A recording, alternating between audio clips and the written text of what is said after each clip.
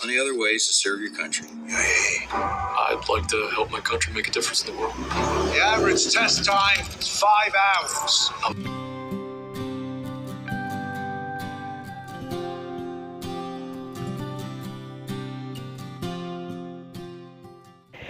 Kisah film kali ini diadaptasi dari sebuah kisah nyata, guys.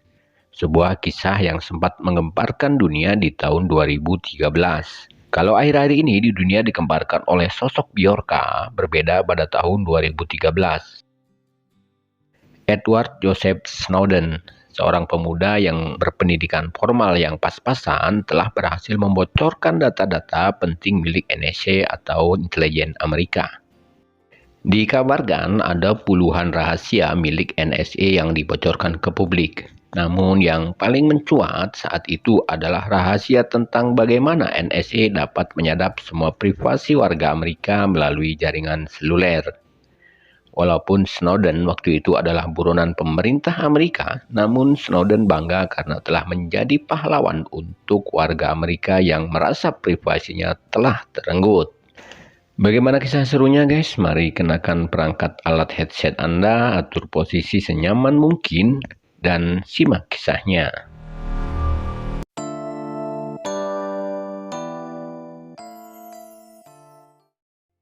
Lokasi kisah dimulai di Hong Kong, guys, tepatnya di tahun 2013. Snowden yang secara silent atau diam-diam mengadakan pertemuan di sebuah kantor surat kabar besar yang bernama The Guardian.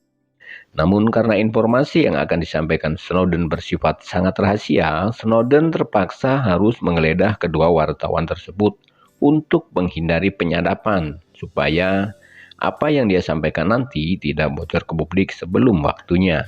Dan setelah semuanya dianggap aman, Snowden pun mulai diwawancara. Baik guys, sebelum kita lanjut, kita coba flashback dulu ke belakang tentang kisah hidup Edward Joseph Snowden ini. Snowden adalah seorang sosok pemuda yang bercita-cita ingin menjadi seorang pahlawan. Itu dimulai dengan mendaftar sebagai seorang anggota militer. Namun di tengah-tengah proses pendidikan sebagai anggota militer, Snowden terpaksa berhenti dan tidak bisa melanjutkan pendidikannya karena insiden kecil namun berakibat fatal yang membuat tulang kaki Snowden retak parah. Snowden tidak berputus asa untuk berjuang menjadi seorang pahlawan. Kali ini dia mendalami dunia programming dan terus mengasah kemampuannya. Dan sampai akhirnya Snowden mendaftarkan diri untuk menjadi bagian dari anggota CIA. Snowden menjalani berbagai tes di sana, dari bahasa, kemampuan, keuletan, kesetiaan, sampai keahlian dalam dunia programming. Dan di sanalah Snowden mengenal seseorang instruktur senior yang bernama O'Brien. Dan karena hasil tes Snowden sangat memukau, Snowden direkomendasikan untuk mengikuti tes selanjutnya di kantor pusat CIA. Keesokan harinya, Snowden pun pergi ke kantor pusat di Virginia, guys. Dan sesampainya di sana, sebelum melaksanakan tes, Snowden sempat bertemu dengan seseorang yang bernama Foster. Foster adalah seorang peneliti teknologi di tempat itu. Itu tergambar dari ruangan Foster yang dipenuhi dengan berbagai macam alat komputerisasi dari berbagai era, dari era manual sampai era digital. Setelah berbincang-bincang sejenak dengan Foster, maka tibalah saatnya para peserta diuji kemampuannya oleh seorang petinggi CIA yang bernama Corbin. Ujian mereka pertama adalah untuk bisa membuat sebuah sistem komunikasi tersembunyi, sejenis yang menyerupai Google. Dan menurut Corbin, sistem ini biasanya bisa diselesaikan hanya dalam waktu 4-8 jam saja. Semua peserta pun sibuk dengan programnya masing-masing, tak terkecuali Snowden. Namun baru beberapa menit saja, ternyata Snowden telah bisa menyelesaikan tugasnya, guys. Hal itu membuat Corbin heran dan terkejut, dan langsung memeriksa hasilnya. Dan benar saja hasilnya sempurna, guys. Hanya dalam waktu 38 menit saja Snowden pun dinyatakan lulus. Keesokan harinya Snowden janjian dengan seorang wanita yang dia kenal dari media sosial, dan wanita itu bernama Lindsay. Dan ternyata mereka sudah kenal lama di dunia maya, guys. Namun baru bisa sekarang bertemu secara langsung. Mereka pun akhirnya sangat cocok satu sama lain. Mereka banyak menghabiskan waktunya di taman sambil Lindsay mencurahkan hobinya sebagai seorang fotografer. Snowden dan Lindsay saling menceritakan tentang jati diri mereka masing-masing. Namun Snowden tidak mengatakan hal yang sejujurnya tentang dirinya. Dia hanya mengatakan bahwa dia bekerja di staf kementerian. Hari pun berganti, terlihat Snowden sedang ada pertemuan jajak pendapat tentang isu terbaru, di mana Presiden Bush pada waktu itu telah melakukan penyadapan kepada beberapa tokoh dan juga masyarakat umum tanpa ada perintah atau keputusan dari pengadilan. Corbyn pun bertanya apakah menurut mereka hal itu boleh dilakukan atau tidak. Salah satu peserta berpendapat jika Presiden Bush telah menyadap atau memasuki zona privasi orang lain tanpa perintah pengadilan, harusnya itu adalah sebuah pelanggaran undang-undang. Namun Corbyn menyangkal hal itu guys, karena tidak semua perintah pengadilan itu harus dipublikasikan demi kepentingan intelijen dan juga penyelidikan. Dan regulasi yang mengatur tentang hal itu telah diatur dalam Undang-Undang Peradilan yang disebut FISA, di mana CIA akan mengeluarkan surat perintah secara rahasia untuk menyadap atau menggeledah orang-orang tertentu demi kepentingan intelijen dan keamanan negara. Di waktu senggangnya, Snowden menemui Foster, di mana Foster bercerita bahwa dia adalah mantan anggota CIA. Dulu dia pernah membuat program yang bisa memfilter semua pesan mencurigakan yang masuk ke Amerika guys, termasuk email yang dicurigai sebagai spy atau mata-mata, atau juga email yang dicurigai sebagai tindakan teroris. Namun waktu itu program pembuatannya tidak digubris oleh pemerintah hingga akhirnya terjadilah tragedi 11 September. Dan setelah tragedi tersebut ternyata pemerintah baru menggunakan program yang mirip dengan buatannya. Namun bedanya program yang baru ini tidak ada batasan privasi sehingga pemerintah bisa mengendalikan dan membuka file apapun punya siapapun yang dibutuhkan. Mendengar hal itu, Snowden tentunya sangat khawatir guys jikalau nanti program tersebut disalahgunakan oleh orang-orang yang tidak bertanggung jawab. Dan untuk memenuhi rasa penasarannya, Snowden bertanya kepada Corbyn. Dan Corbyn menjelaskan bahwa saat ini pemerintah bukan cuma bertugas menjaga keamanan dari teroris, namun lebih dari itu, negara juga harus tetap menjamin keamanan data-data penting masyarakat dari serangan-serangan cyber negara pesaingnya. Scene selanjutnya beralih ke Jenewa guys, di tahun 2007. Di sana Snowden ditugaskan oleh CIA untuk bekerja sebagai keamanan program CIA. Dan di sanalah Snowden pertama bertemu dengan seorang yang bernama Gabriel. Yang di situ Gabriel memperkenalkan sebuah program peretasan yang bernama Score. Disitulah Gabriel memberitahu Snowden betapa mudahnya menembus data privasi seseorang hanya dengan sekali klik saja. Sebenarnya Snowden merasa cemas karena Snowden tidak ada izin atau akses untuk melihat aktivitas di ruangan itu. Namun Gabriel sengaja memperbolehkannya karena menurut Gabriel undang-undang FISA hanyalah sebuah topeng atau formalitas saja. Waktu pun terus berganti, Snowden kini mulai sedikit diberi kebebasan untuk bekerja di lapangan guys. Dan kali ini tugasnya adalah memata-matai seseorang yang bernama Marwan.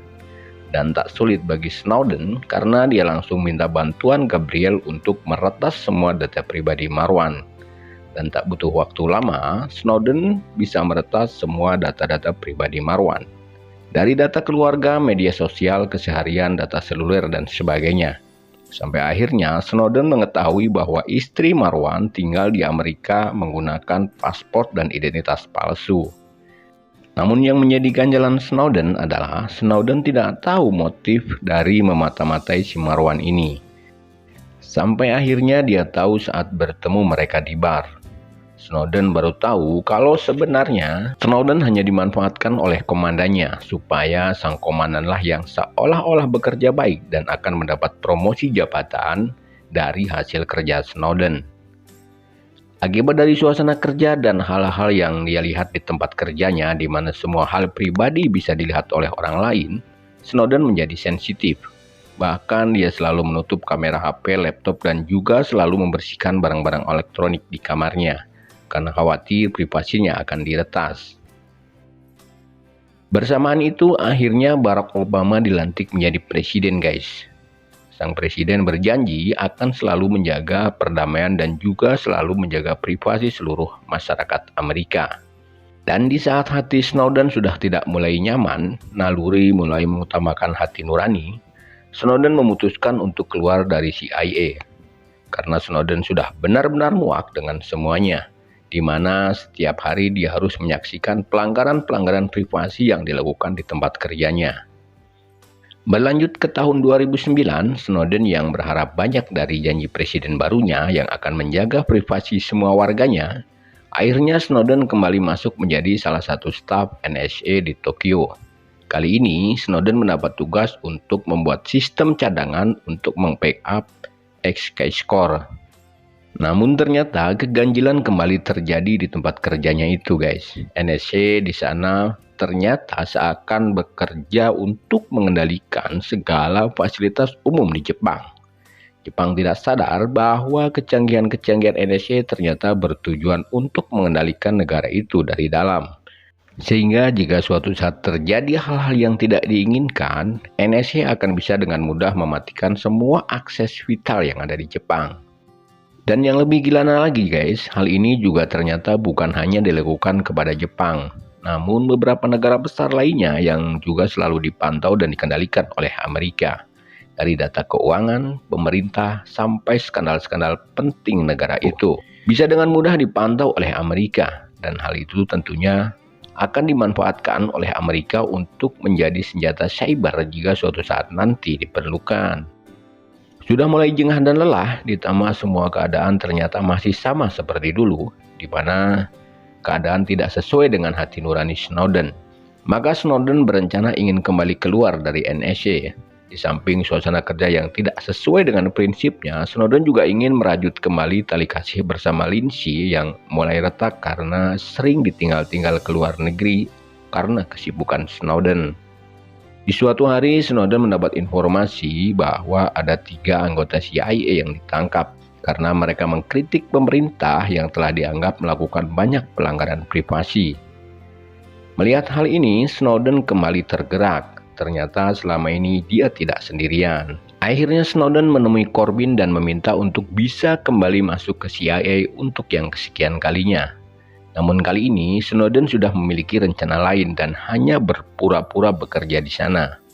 Snowden kemudian menemui Corbyn dan ternyata Corbyn pun tidak keberatan. Namun Snowden harus ditempatkan di Hawaii, di mana di sana tempat berkumpulnya para ahli programming, peretas dan juga para ahli komputer. Snowden akan bertugas untuk menjaga program keamanan cyber di sana. Snowden pun membicarakan hal ini kepada Lindsay. Pada dasarnya Lindsay merasa keberatan, guys, karena selain mereka kini telah memiliki rumah yang nyaman, Lindsay juga memiliki pekerjaan yang sudah sesuai dengan hobinya, yaitu sebagai fotografer. Di antara perjuangan keinginan yang kuat namun keadaan yang berat, akhirnya Snowden terkena serangan epilepsi akibat terlalu berat berpikir. Menurut dokter, epilepsi hanya akan kambuh di saat seseorang berada dalam tekanan. Dan untuk menyembuhkannya, dia harus bisa keluar dari tekanan itu. Karena pertimbangan kesehatan Snowden dan juga cita-citanya yang kuat, Lindsay pun akhirnya menuruti saja untuk pindah ke Hawaii bersama Snowden. Hari pun berganti, guys. Kini saatnya Snowden pertama kali masuk kantor barunya. Tempat ini sangat ketat dalam hal pengamanan. Dari pintu masuk, semua harus di-scan. Para pekerja juga tidak boleh membawa barang-barang elektronik dan aksesorisnya, seperti SD card dan sejenisnya. Di sanalah Snowden kembali bertemu dengan Gabriel, rekan kerja Snowden semasa dia di Jenewa, Swiss dulu. Snowden juga diperkenalkan ke beberapa rekan kerjanya yang salah satunya bernama Patrick. Tugas kerja Snowden adalah menjaga semua sistem dari serangan cyber atau serangan para hacker dari luar. Pada saat itu pun dia sangat terkejut karena program Peace Shelter buatannya pada saat di Jepang dulu ternyata telah dikembangkan dan digunakan untuk mencari target penembakan ke pihak-pihak musuh atau mereka yang dicurigai oleh CIA. Singkatnya, program buatannya telah dipakai sebagai salah satu alat pembunuh dan penyerang pihak lain. Di tengah kecewaannya, justru Snowden malah diberi tugas untuk menyempurnakan kembali program buatannya agar data pelacakan aman dan tidak bisa diretas. Suatu ketika, Corbyn tiba-tiba menghubungi Snowden karena Corbyn merasa curiga pada misi rahasia atau spy yang dilakukan Snowden. Corbyn mencurigai Snowden sedang merencanakan sesuatu. Mendengar teguran dari Corbyn, kemudian Snowden menceritakan hal ini kepada Lancy. Snowden mengatakan bahwa mereka sedang diawasi oleh CIA. Oleh karena itu, Lancy diingatkan untuk lebih berhati-hati dan mendingan mencari tempat aman dulu ke rumah orang tuanya. Kemudian di malam harinya, Snowden menghubungi seorang jurnalis dari The Guardian, salah satu kantor berita terbesar dan terkuat pada masa itu. Setelah membuat janji di Hong Kong, keesokan harinya Snowden kembali ke tempat kerjanya. Namun tujuannya kali ini berbeda guys. Karena sambil pura-pura bekerja, rupanya Snowden sudah punya rencana sesuatu yang lain. Dan ternyata benar, di dalam kantor Snowden sengaja mencuri semua data-data base hasil buatannya. Snowden sengaja membawa microchip dengan cara dimasukkan ke dalam rupik yang biasa dia mainkan. Dan hal itu dia lakukan untuk mengelabui petugas di pintu masuk supaya tidak terdeteksi.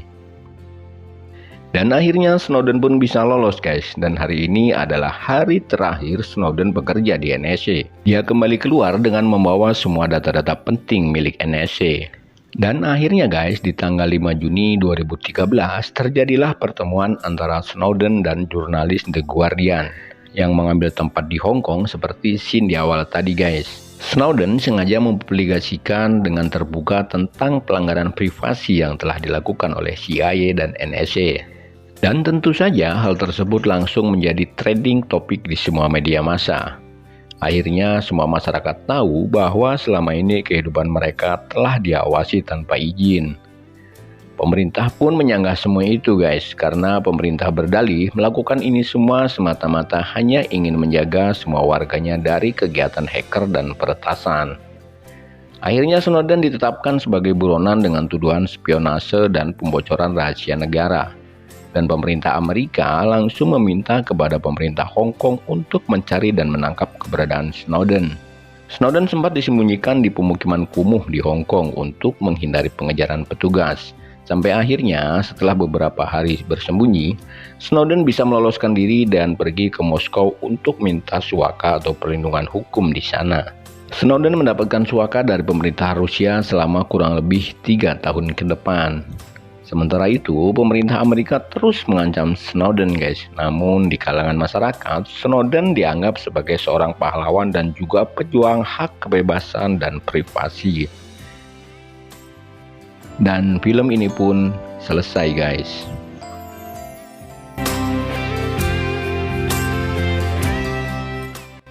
Dan itulah guys sepenggal kisah nyata tentang seorang yang selalu mengikuti kata hati nurani dalam mengambil keputusan terbaik. Meskipun dengan keputusannya dia harus membayar mahal, yaitu menjadi buronan di negaranya sendiri. Kita semua nggak tahu nih guys, apakah program mata-mata itu masih dioperasikan atau tidak sampai sekarang. Intinya kita harus tetap waspada dan bijak menggunakan media sosial ya guys. Hikmah dari film ini adalah jadilah orang yang berguna bagi nusa dan bangsa. Salam hangat dan paling hormat untuk orang-orang yang Anda sayangi. Saya Hendrik. Wassalam.